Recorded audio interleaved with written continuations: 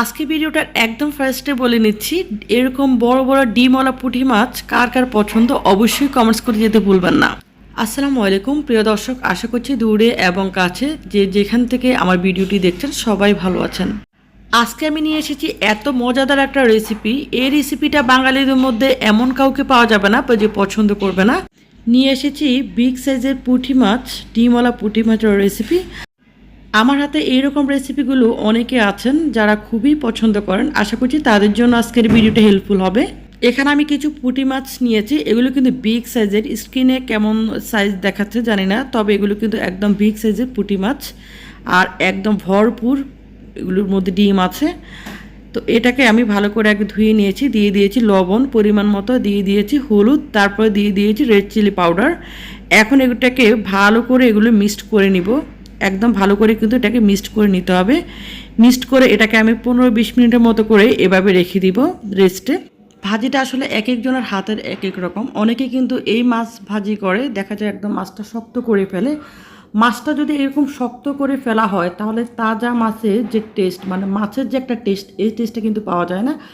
আবার অনেকে মাছ ভাজি করে মাছের যে পেঁয়াজটা থাকে, এই পেঁয়াজটাও কিন্তু খেতে খুব একটা ভালো লাগে না। আজকে আমি মাছ ভাজিটা এমনভাবে দেখাবো, এটা একদম বেস্টভাবে হবে। তবে সম্পূর্ণ ভিডিওটা দেখতে হবে, অবশ্যই কিন্তু ফলো করতে হবে। তো এখানে আমি মাছটা কিন্তু ম্যারিনেট করে রাখার পর 15-20 মিনিট পরে একটা প্যান নিয়েছি, প্যানের মধ্যে দিয়ে দিয়েছি পরিমাণ মতো তেল। তেলটা যখন গরম হয়ে এসেছে এখন আমি মাছগুলোকে দিয়ে দিব। যারা আমার হাতে মাছ ভাজিটা খেয়েছে তারা কিন্তু খুবই প্রশংসা করেছে, আর প্লাস সবসময় কিন্তু বলে যে আপনি কীভাবে মাছটা ভাজি করেন, যে এতটা মজা হয়।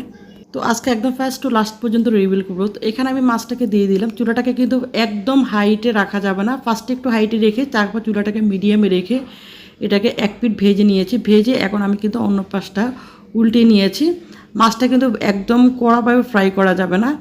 ফ্রাইটা এমনভাবে হবে উপরটা একটু ক্রিস্পি হবে আর ভেতরটা কিন্তু সফট থেকে যাবে, এরকমভাবে করতে হবে। আর এরকম বড় বড় ডিমওয়ালা পুঁটি মাছ কিন্তু আমার ভীষণ পছন্দ, তার জন্য বারবার বলছি। তো এগুলো কিন্তু সচরাচর সবসময় কিন্তু পাওয়া যায় না এরকম ফ্রেশটা। তো এটাকে আমি ভেজে নিয়েছি। তো আমার ভাজাটা প্রায় শেষ। এখন আমি ওই তেলের মধ্যে দিয়ে দিব পেঁয়াজ কুচি।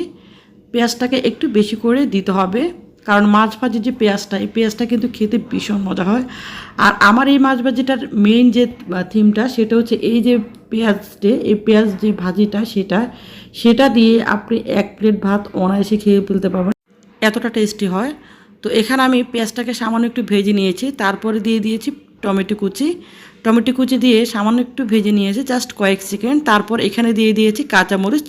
তো এখানে আমার কিন্তু কাঁচামরিচগুলো বেশ ঝাল ছিল, তার জন্য কিন্তু কাঁচামরিচটা আমি প্রায় 5-6টার মতো দিয়েছি। আপনার ঝাল কতটুকু খাবেন সেই অনুযায়ী দিবেন।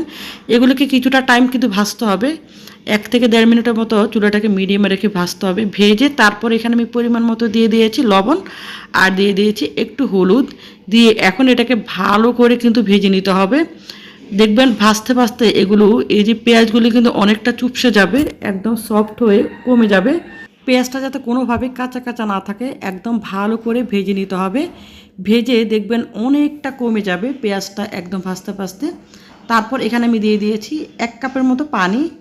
এই পানিটা দিয়ে যদি এটাকে কুক করা হয় তখন কিন্তু এটার টেস্ট বহুগুণে বেড়ে যায়। পানিটা দেওয়ার পরে এখানে কিন্তু পানিটা অনেকটা কমে গিয়েছে, দেখুন হালকা হালকা পানি আছে। এখন আমি দিয়ে দিব ধনেপাতা কুচি।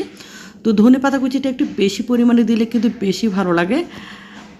আমি কিন্তু মাছ ভাজিটার মধ্যে ধনেপাতা কুচিটা একটু বেশি দিলে আমার কাছে খুবই ভালো লাগে। এখন ধনেপাতা কুচিটা দিয়ে কিছুটা টাইম নেড়ে এখন আমি পানি, এই যে দেখুন এখানে কিছুটা পরিমাণ কিন্তু পানি আছে, এ পর্যায়ে কিন্তু আমি মাছটাকে দিয়ে দেবো। এতে করে মাছটাও কিন্তু আরও সফট হয়ে যাবে এই পানির সাথে।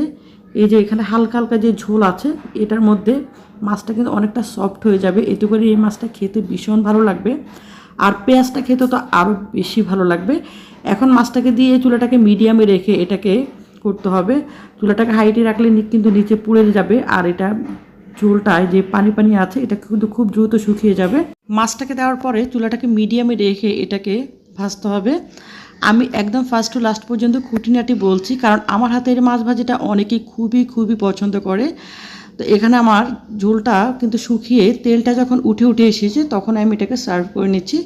দেখবেন যে ঝোলটা শুকিয়ে গিয়ে একদম তেলটা ভেসে আসছে, তখনই বুঝবেন আপনার মাছ ভাজিটা একদম পারফেক্ট হয়ে গিয়েছে। হয়ে গেল সবচেয়ে বেশি স্বাদের পুঁটি মাছ ভাজি, তাও ডিমওয়ালা বড় বড় পুঁটি মাছ ভাজি। যদি ভালো লাগে লাইক কমেন্ট শেয়ার করতে ভুলবে না। নতুন হয়ে থাকলে চ্যানেলটিকে সাবস্ক্রাইব করে